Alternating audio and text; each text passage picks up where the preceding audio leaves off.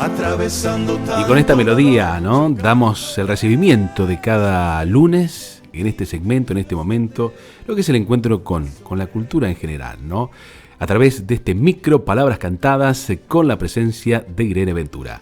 Irene, ¿cómo te va? ¿Cómo estás? Bienvenida. Y qué decir de este tema, ¿no? Cantoversos de Jorge van der Molle. De Jorge van der Molle. Vos sabés que con este tema cerró el grupo que fue representando a Santa Fe, la delegación de Santa Fe, que hizo una puesta espectacular, maravillosa, conmovedora, en homenaje al Brigadier López, y con este tema cerraron. Así que bueno, lo puse como un... A ver, podría haber buscado temas que tengan más que ver específicamente con las palabras de hoy, pero me iban a poner en un lugar muy oscuro, muy feo, porque... por eso elegí este, que es un canto de resistencia, ¿no? Uh-huh. Porque habla de la mano alzada, que es la forma de resistir, y qué hacer en esta tierra incendiada sino cantar, dice Van der Molle, y la trova que lo hace tan maravilloso. Digo que me iba a poner en un lugar muy oscuro porque, bueno, ya van a ver a dónde nos va a llevar el cuento de hoy, que tiene que ver con el pedido tuyo del otro día. Vos sabés que en Europa hay un virulento resurgir del nazismo, del fascismo, y por ende hay canciones, hay cantantes que incluso llenan estadios con canciones que vuelven a calentar todo ese tema tan horroroso. Así que bueno, preferí esta de resistencia, y como estuvo hace poquitas noches atrás en el escenario de Cosquín, pensé que era atinada en esa celebración, en esa misa, como acaba de decir Chaco, ¿no? Una celebración realmente. Bueno, voy a decir unos saluditos, voy a mandar saludos, porque mis vecinas están atentas a los micros, a tu programa y por ende a los micros. Así que a Isabel Bucher, a Alejandra Salomón y a Sandra Latanzi, que son fieles seguidoras de tu programa. Firmes oyentes del programa. Oyentes. Le dejamos un gran saludo para ellos y sus familias. Por supuesto. Bueno, a ver, mira, cuando empecé a escribir este micro pensaba en esta cuestión de a veces de hacernos preguntas acerca de las decisiones que tomamos en la vida. ¿Alguna vez te preguntaste si en vez de una decisión hubieses tomado otra, qué hubiera pasado? Totalmente. Muchas veces. Muchas veces en este último tiempo, sí. Mira. Sí, total. A veces pensando de que qué destino sería si uno hubiese tenido la conciencia en ese momento de haber adoptado cierta decisión para llevar adelante, qué es lo que hubiese resultado. A lo mejor algo similar ahora, quizás. Vos sabés que los historiadores dicen que esta pregunta no hay que hacerla nunca, porque es inimaginable, no nos daría el tema de poder elaborar las relaciones las consecuencias entre una acción y otra, a dónde nos hubiesen llevado ese otro camino.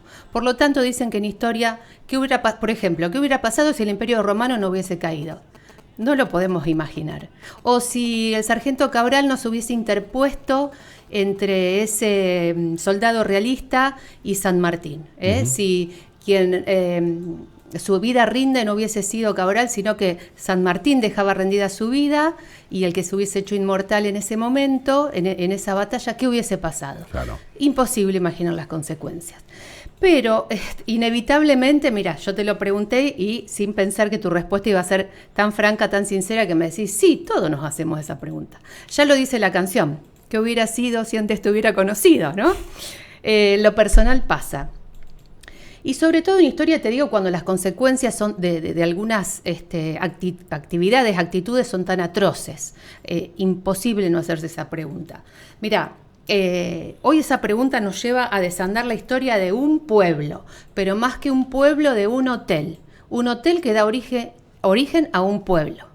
El hotel al que me estoy refiriendo es el Hotel Eden, como se llamó originariamente, y al pueblo que dio origen este hotel, que es el pueblo de La Falda. Todo empieza en la estancia La Falda, porque esto era una estancia de 900 hectáreas, que en un momento llega a ser propiedad del doctor Vialet Macé.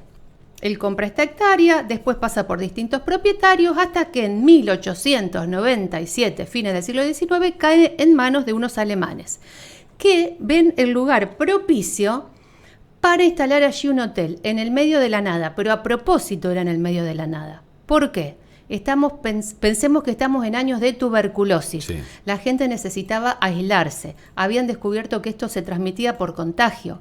Entonces las familias pudientes querían irse a lugares retirados, algunos para restablecer la salud y otros directamente para no contraer la enfermedad. Es así como estos alemanes empiezan a construir un hotel de estilo ítalo-francés, con 2 torreones en los extremos y las comodidades para la época, digamos, inusitadas. En toda América, Latinoamérica por lo menos no había, Sudamérica no había nada espectacular que se le parezca. Iban, por ejemplo, en el 1898, ya empiezan a llegar los primeros turistas. ¿Qué hablamos? De Julio Argentino Roca, de su hermano Ataliba, los Lynch, los Anchorena, los Onsué, todas las familias distinguidas aristocráticas de la época. Estamos hablando de cuando Argentina ya era el granero del mundo. ¿Qué pasa? ¿Qué ofrecía este hotel? Ofrecía un generador de energía propio, tenía el matadero, tenía las huertas, tenía jardines, tenía tambos, tenía vinos traídos de Europa.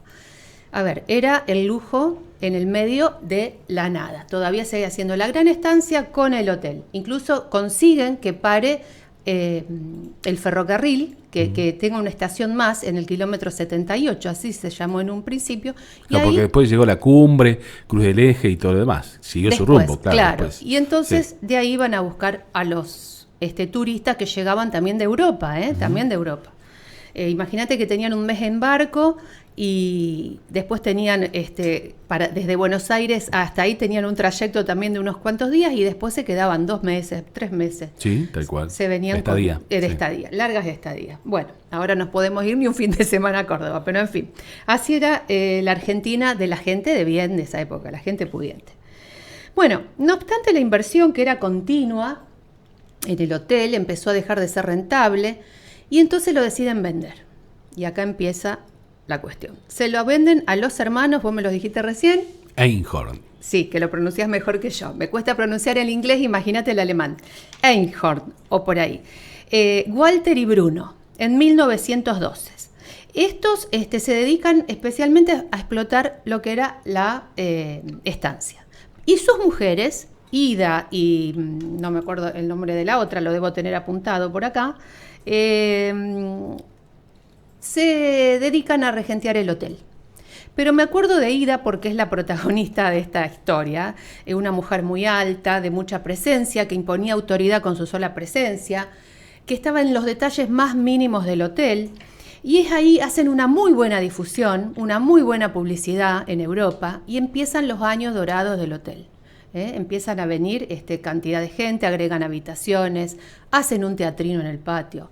Lo visita hasta Einstein, este hotel, que dicen que también fue al hotel porque quería investigar lo que pasaba en Capilla del Monte.